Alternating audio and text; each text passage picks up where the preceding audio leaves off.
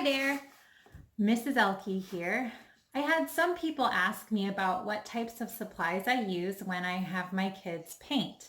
And so I just wanted to show you some of the things that I have laying around my house that we use to do some art projects and whatnot. Okay, first thing I would like to show you is what is called tempera paint. Tempera paint is really great for kids who are just starting out learning how to paint.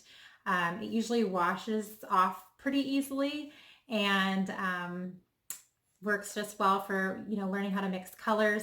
Right now I have my 5-year-old daughters using just these 3 colors, and if they want green they have to mix. If they want orange they have to mix purple. So they have to get creative and learn how to do that, and tempera paint is really good. The negative, in my opinion, with tempera paint is it doesn't last very long. Sometimes we have projects that the paint cracks if you put it on too thick, or it doesn't really hold up super well. It's more of a good paint for learning, not necessarily something that you want to last forever.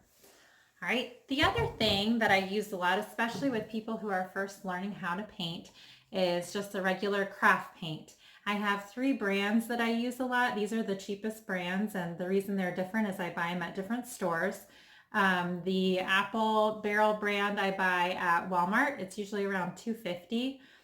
The Craft Smart is from Michael's, and this one is from Anita's is from Hobby Lobby. And you can see this one was $2.99. They usually range in price from about $2.50 to $3. I buy the large ones because I teach classes. I go through a lot of this paint, but they also come in those smaller sizes that are like 50 cents or 75 cents per bottle if you don't think that you'll need as much. And you can get by with just the primary colors, red, yellow, and blue, because you can mix most others. White is another really good one to have. But feel free to buy as many colors as you would like.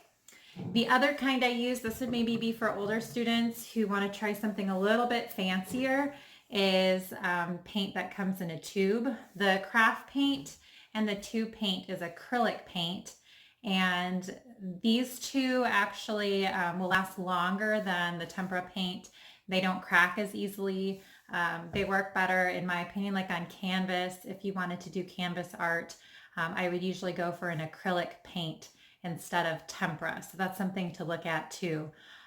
These are nice. I mean, I've used these on stuff that I do as a professional artist, and have had no issues with these. These are the Michael's brand. It's the Artist Loft, but they have a bunch of different brands for these too. So usually I just look for what's on sale. I bring my coupon and I get whatever I think will work the best. For brushes, I'm really not picky with what brushes I use. Even as a professional artist, I tend to buy just the cheap brushes and do just fine with them.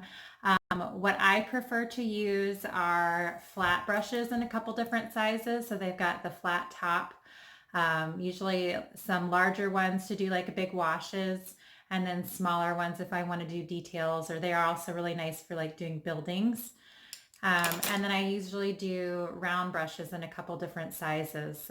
These are nice because usually, especially when they're new, they can go more to a point, so you can get some details in a various sizes. And then you can find real little ones to get some of the real little details that you would need. So I do the same thing with my kids. I give them a couple different flat brushes, a couple different round brushes, and let them experiment and see what they prefer. Professional artists like to use different kinds of paintbrushes, and kids probably have their preference too. So you can just try a couple.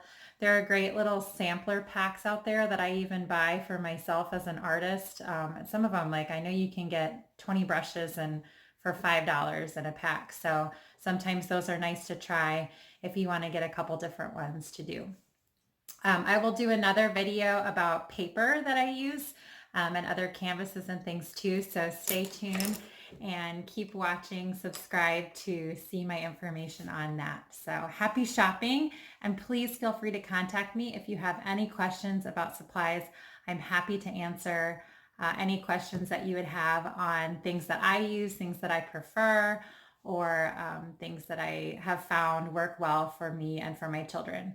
Have a good day. Thanks for watching.